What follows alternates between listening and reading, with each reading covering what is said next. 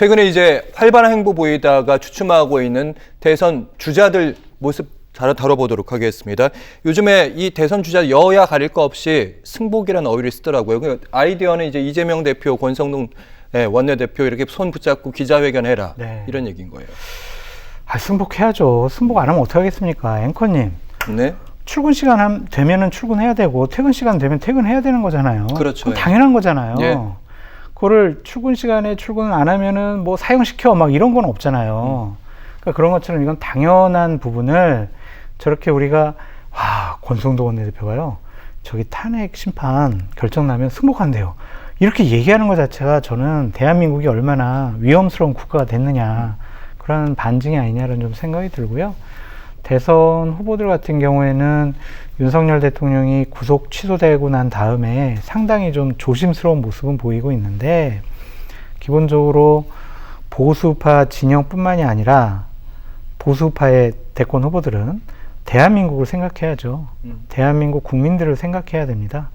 그래서 본인들이야 뭐 윤석열 대통령이 복귀하면 좋아라고 생각을 하겠지만 자꾸 2년 6개월 동안 했던 윤석열 대통령의 여러 가지 판단과 결정 그리고 국민의힘이라는 정당을 대하는 모습을 봐보세요.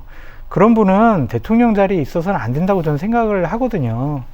그래서 윤석열 대통령과 현명하게 결별하고 윤석열 대통령 부부를 보호하거나 옹호할 생각하지 말고 그분들을 빼놓고 보수파와 국민의힘을 리셋을 해야 그래도 국민의힘이 다음번 선거를 치룰 만한 기본적인 조건이 완성된다고 보거든요. 그런데 그래서 윤석열 대통령을 대권 후보들이 편들거나 옹호하거나 탄핵이 기각돼야 된다거나 이런 발언들은 안 했으면 좋겠다라는 개인적인 바람이 있습니다. 김상환 평론가님 짧게 듣겠습니다.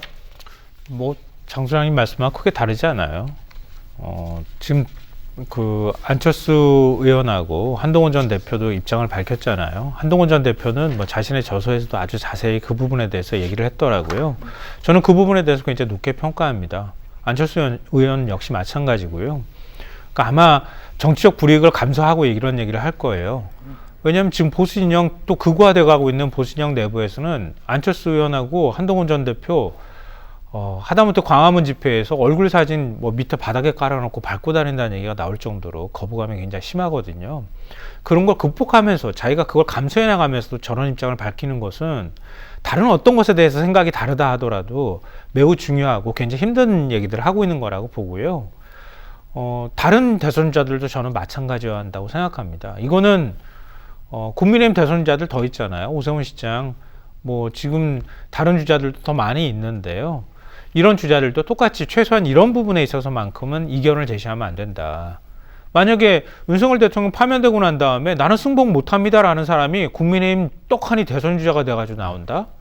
그럼 뭐라고 설명할 수 있겠습니까? 그러니까 대한민국을 그렇게 만들겠다고 하는 것이고요. 만약에 그런 대선 주자가 대통령 후보가 대한민국 대통령으로 다시 되돌아온다고 상상해 보십시오. 그러니까 상상하기도 끔찍하지 않습니까? 그러니까 그런 일들이 벌어지지 않길 바라요. 근데 보수 진영에서는 마치 상대가 싫기 때문에 우리 또 이 사람 찍어줘야 된다 생각으로 찍고 그러다가 뭐 어떻게 대선 국면이 뭐 진행이 될지는 아무도 알 수 없으나 만약에 그런 일이 또 벌어진다고 하면 아마 대한민국에 또 계엄 선포가 이루어지는 이런 모습을 우리가 또 봐야 될 수도 있거든요. 그러니까 부디 그런 면에서 국민들의 현명한 선택도 필요하고요. 정치인들은 무엇보다도 굉장히 무거운 책임감을 갖고 발언을 해야 한다고 생각합니다. 두 분 말씀 듣고 나니까 탄핵 선고 전도 중요하지만 선거 후도 중요하다는 생각해보게 됐습니다.